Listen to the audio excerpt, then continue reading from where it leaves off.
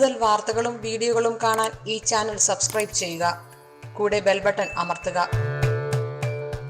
Asia live ടിവിയിലെ feng shui പ്രോഗ്രാമിലേക്ക് ഏവർക്കും സ്വാഗതം. ഇന്ന് നമ്മൾ അടുക്കളയെ പറ്റിയാണ് നമ്മൾ ഇന്ന് ചർച്ച ചെയ്യുന്നത്. ഇപ്പം നമുക്ക് ഒരു അടുക്കള നമുക്ക് എങ്ങനെ ഗുണങ്ങൾ തരുന്നു അല്ലെങ്കിൽ എങ്ങനെ ദോഷങ്ങൾ തരുന്നു എന്നുള്ളതാണ് ഇന്ന് ഞാൻ നിങ്ങളായിട്ട് ഷെയർ ചെയ്യുന്നത്. അടുക്കളയെ സംബന്ധിച്ചിടത്തോളം അടുക്കളയിൽ ശ്രദ്ധിക്കേണ്ടതായിട്ടുള്ള കുറച്ച് കാര്യങ്ങളുണ്ട്. ഒന്നാമത്തെ കാരണം, അടുക്കളയിൽ സ്റ്റൗ അല്ലെങ്കിൽ അടുപ്പ് ഏത് ഭാഗത്താണ് ഇരിക്കുന്നത് എന്നുള്ളത് വളരെ പ്രാധാന്യം അർഹിക്കുന്ന ഒരു കാര്യമാണ്. ഇതിന് ഏറ്റവും അനുയോജ്യമായിട്ടുള്ള സ്ഥലമെന്ന് പറയുന്ന അടുക്കളയുടെ തെക്ക് കിഴക്ക് മൂലയാണ്, അഗ്നികോണാണ് ഇതിൽ ഏറ്റവും അനുയോജ്യമായിട്ടുള്ള സ്ഥലം. ഈ സൗത്ത് ഈസ്റ്റ് ഭാഗത്ത് രാവിലെ എണീറ്റ് ആദ്യത്തെ അടുപ്പിലേക്ക് തീ പകരുന്നത് അഗ്നികോണിലുള്ള ആ ഒരു മൂലയിലുള്ള അടുപ്പിൽ കത്തിക്കുന്നതാണ് ഏറ്റവും ഉത്തമം. പിന്നെ നമ്മൾ ശ്രദ്ധിക്കേണ്ട മറ്റൊരു കാര്യം എന്ന് പറയുമ്പോഴത്തേക്കും സ്റ്റൗ ആണെങ്കിൽ ആ സ്റ്റൗ ഇരിക്കുന്നത് ആ വീട്ടിലെ ഗൃഹനാഥന്റെ ഭാഗ്യ ദിക്കിലേക്ക് നോക്കിയാണോ സ്റ്റൗ ഇരിക്കുന്നത് എന്നുള്ളത് നമ്മൾ ശ്രദ്ധിക്കേണ്ട കാര്യമാണ്. അപ്പോൾ ഒരു വ്യക്തിയെ സംബന്ധിച്ചിടത്തോളം ആ വ്യക്തിക്ക് 4 ദിക്കുകളുണ്ട്. 4 ദിക്കുകൾ ഭാഗ്യവും 4 ദിക്കുകൾ ദോഷവുമുണ്ട്. അപ്പോഴത്തേക്ക് അതിന്റെ കുവാ നമ്പർ അനുസരിച്ചിട്ടാണ് അത് കണ്ടുപിടിക്കുന്നത്. അത് കഴിഞ്ഞ ഞാനൊരു എപ്പിസോഡിൽ നിങ്ങളുമായിട്ട് അത് ഷെയർ ചെയ്തതാണ്. അപ്പം അത് എങ്ങനെയാണ് ആ വ്യക്തിയുടെ കുവാ നമ്പർ എന്ന് കണ്ടുപിടിക്കുക. കുവാ നമ്പർ എന്ന് കണ്ടുപിടിച്ചതിന് ശേഷം അയാളുടെ ഭാഗ്യ ദിക്കിലേക്ക് ഈ നോബ്, ആ സ്റ്റൗവിന്റെ നോബ് വരുന്ന രീതിയിൽ അത് വെക്കുകയാണെന്നുണ്ടെങ്കിൽ അത് ഗൃഹനാഥനെ ഒത്തിരി സപ്പോർട്ട് ചെയ്യും. ഒരു ഉദാഹരണം ഞാൻ പറയാം.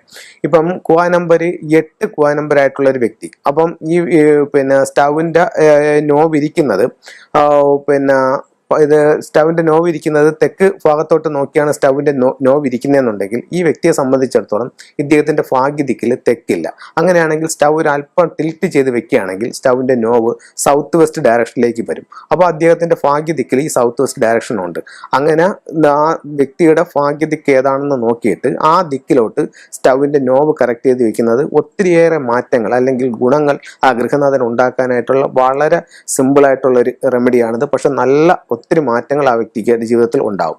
അത് കഴിഞ്ഞ് ഒരിക്കലും നമ്മൾ സ്റ്റൗ അല്ലെങ്കിൽ അടുപ്പ് പറ്റിക്കുന്നതിന്റെ നേരെ ഓപ്പോസിറ്റ് ആയിട്ട് ഫ്രിഡ്ജോ അല്ലെങ്കിൽ സിങ്കോ വരാൻ പാടില്ല. ഇത് 2 വിരുദ്ധ ശക്തികളാണ്. പഞ്ചഭൂതങ്ങളിൽ വരുന്ന 2 എലമെന്റ് ആണ്.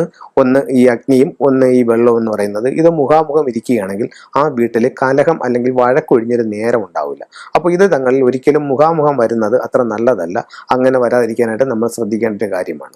അത് കഴിഞ്ഞ് മറ്റൊരു സാധനം എന്ന് പറയുന്നത് മെഡിസിൻസ് ആണ്. പലരും ഇന്ന് മെഡിസിൻ സൂക്ഷിക്കുന്നത് അവരുടെ അടുക്കളയിലാണ്. അപ്പോൾ നമ്മൾ അടുക്കള ഭക്ഷണത്തിന് വേണ്ടിയുള്ള സ്ഥലമാണ്. അപ്പോൾ ഭക്ഷണം കഴിക്കുന്നത് പോലെ ഉള്ള കാലം മൊത്തവും നമ്മൾ മരുന്ന് കഴിക്കേണ്ടി വരുന്ന ഒരവസ്ഥ ഇതുണ്ടാകും. അതുകൊണ്ട് യാതൊരു കാരണവശാലും അടുക്കളയിൽ മരുന്നുകൾ ഉപയോഗിക്കാൻ പാടില്ല.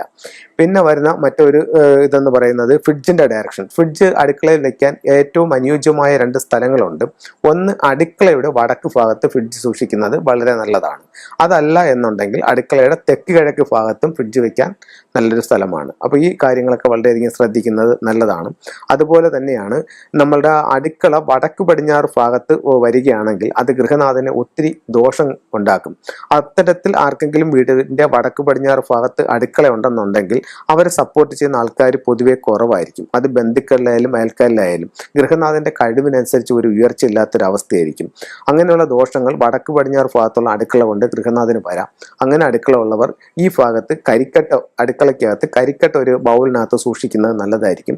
2 ആഴ്ച കൂടുമ്പോൾ ഈ കരിക്കട്ട മാറ്റി പുതിയ കരിക്കട്ട വെക്കുന്നത് നല്ലതായിരിക്കും. ഇത്തരം കാര്യങ്ങൾ ശ്രദ്ധിക്കുന്നത് ഗൃഹനാഥന് അഭിവൃദ്ധി ഉണ്ടാവാനും അടുക്കളയെ ഒരു സന്തുലനാവസ്ഥയിലേക്ക് കൊണ്ടുവരാനും നല്ലതാണ്. ഇതുപോലെ ശ്രദ്ധിക്കേണ്ട മറ്റൊരു കാര്യം എന്ന് പറഞ്ഞു കഴിഞ്ഞാൽ അടുക്കള എപ്പോഴും ഫയർ എനർജിയാണ് കൂടുതലായിട്ട് അവിടെ ഉണ്ടാകുന്നത്. അതുകൊണ്ട് റെഡ്, ഓറഞ്ച്, പിങ്ക് എന്നീ കളറുകൾ പരമാവധി അടുക്കളയിൽ നിന്നും ഒഴിവാക്കുന്നത് നല്ലതാണ്. ഇത്തരം നിറങ്ങൾ കൂടുതലായിട്ട് അടുക്കളയിൽ ഉപയോഗിക്കുകയാണെങ്കിൽ അഗ്നിബാധയ്ക്കുള്ള സാധ്യതകൾ വളരെ കൂടുതലാണ്. അപ്പോൾ നമുക്ക് ഫ്രിഡ്ജിന്റെയും മറ്റേ സ്റ്റൗവിന്റെയും കൂടെ ഇടയ്ക്ക്, അതായത് അഗ്നിയുടെയും ജലത്തിന്റെയും കൂടെ ഇടയിലേക്ക് ചെയ്യാൻ പറ്റുന്ന ഒരു ടൂളാണ് ഈ ബിൻചെയിം. ബിൻചെയിം എന്ന് പറയുമ്പോഴത്തേക്ക് നമുക്ക് വുഡിന്റെ ബിൻചെയിം നമുക്ക് വാങ്ങിക്കാനായിട്ട് കിട്ടും. മുളയുടെ തണ്ടുകളാണത്.